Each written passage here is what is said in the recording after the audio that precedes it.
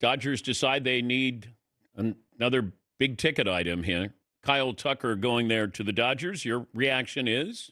Well, it's terrible for baseball. I'll start there. I mean, how many guys you're going to have them sign? Diaz, and I'm not saying for the Dodgers it makes some sense. They probably needed an outfielder. They had some issues as a closer last year, so there comes Diaz. But this is ridiculous. Their payroll last year with insurance was over $500 million. And now they add two guys in. One's making what, 80 million or 70 million in Diaz, and he's making 60 million in average salary in Tucker.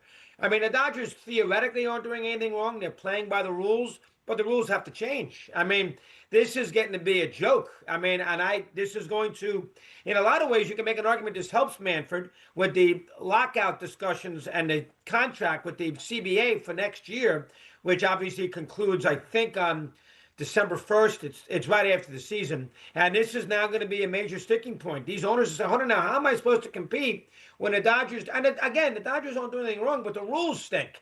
And, they gave Ohtani all that money, but it's all deferred. So he's making basically $10 million a year so they can defer it, which gives him the best player in baseball at an incredibly low price, which means they can do anything they want. And everybody else did the same exact thing. Play in LA, winning team, great organization, good weather, have a chance to be in the World Series every year. Who wouldn't defer all the money? The problem is it doesn't work as far as the basis of the sport is concerned because half these teams can't compete. Why would anybody think they could win the NL West next year with the Dodgers? And who cares what the Dodgers do between April 1st and October 1st? Once the postseason starts, they're the team to beat. Last year, they had a bad year for them. They won 90-something games. They won 95 games, and they still won the World Series. So it makes the regular season obsolete for LA because they're going to make the playoffs, and they have the best players. So once they get into the playoffs, despite the unpredictability of baseball postseason, they got a hell of a chance to win. You can't tell me it's good for the sport that the Dodgers, who have won 2 championships, been in the playoffs, 15, 16 years in a row, in the last 5 years, gave $325 million to Yamamoto, gave Sasaki $200 million, gave Ohtani a fortune, and now they give Tucker a fortune and Diaz a fortune. That's not good for the sport and the overall writing theme of it. Good for LA, bad for baseball. If you include deferred payments, the guaranteed salary for the Dodgers this upcoming season is $2.1 billion. Wow, that's amazing. Good job, Dan. I didn't even know that. I mean, how are the Pirates supposed to compete with that? I mean, how are the Royals and the Guardians and the Reds and the White Sox? I mean, how are they supposed to compete with that? Baseball wants that? Well, you got Tampa Bay. How they solve the problem? How they solve the problem is going to be hard. Tampa Bay, $70 million. Yeah. Miami, $76 million. The White Sox, $102. Right. St. Louis, $102. Washington, $120. Cleveland, $131. Minnesota, $154 million. So these include deferred payments, guaranteed salaries. But I don't know how you could get everybody on the same page with this, Chris. Players Association is going to fight it. They want these contracts. I mean, I don't know if these owners, I don't know what you can do. I agree with you. And remember, let's also say this. The guy who runs the Players Association is Scott Boras. It's not Tony Clark. It's not Bruce Weber. Weber might negotiate it. It's Boras. Yeah. They don't do anything without Boras's approval. And Boras is an unbelievably good agent who last time they had this major fight, everybody on the executive board were Boras clients. I think they had 5 or 6, and they were all Boras guys. You got Max Scherzer on the phone calling Boras to see if he agrees with what they're doing in March. The whole thing is that, listen, baseball, this is what kills baseball. It's great in the postseason because you never know. The best team doesn't always win. But as far as the regular season is concerned, it's gotten to a situation where it becomes obsolete because certain teams are just going to be in the postseason barring a catastrophe. And one of those teams now, the Yankees and, teams like that. And one of those teams definitely now is LA. And it's bad for the sport. A lot of fans are going to be annoyed. And I don't know what you do to solve it. You're right.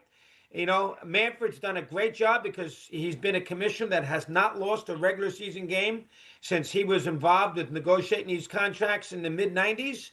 So he has that on his legacy. So he's not going to want to lose games next year. But he's also in a situation where he's got to do something. So we shall see. Yeah, because with the NFL, you can go from worst to first. We've seen those success stories. Can't do that in football. You can't do that here. Yeah, in the NBA, we've seen success stories. They've had a number 1 pick. Look at the Spurs. Yeah, different champion, the last 5 or 6 years. So you go into a season, the NFL gives you hope. Absolutely. It gives you Carolina Panthers fans at the beginning of the year.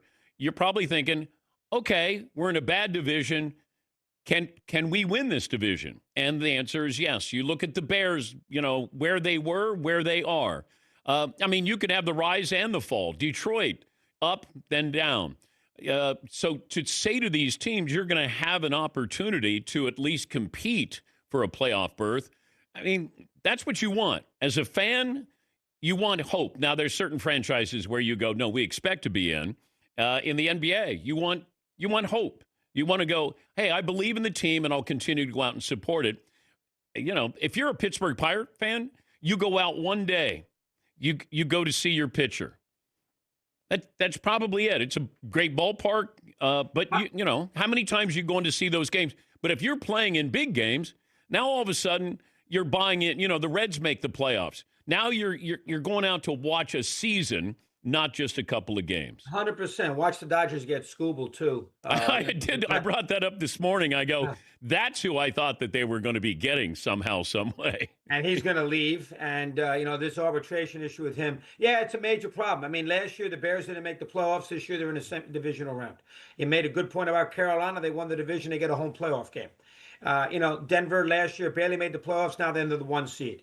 Seattle last year didn't make the playoffs. Now they're the 1 seed. You have so many advantages from that standpoint. Was it normally 6 in and 6 out in the NFL? Yeah. 6 teams every year.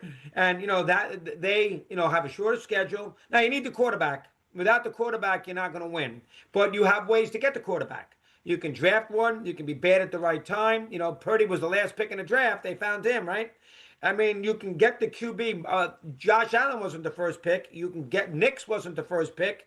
You can get the quarterback by little lucky, somehow a free agent, a trade. Well, Donald, he was a trade. Seattle, they won.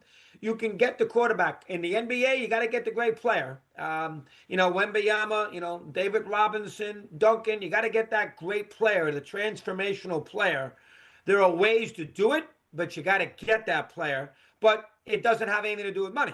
It might have something to do with the market, but Sacramento was good for a long time. The Spurs won some championships, so the small market can win.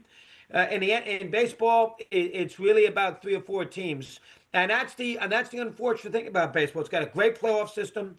The playoff system lasts 3 weeks. It's done. It's not a slug out 4-month process where they play best of 7s, where you know who's going to win beforehand, like the NBA might have.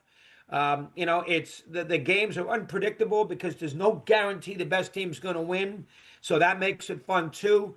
The great baseball game, as Dan, you're a great baseball fan. Game 7, Toronto and the Dodgers. How great a game was that? Yeah, it gives you incredible drama.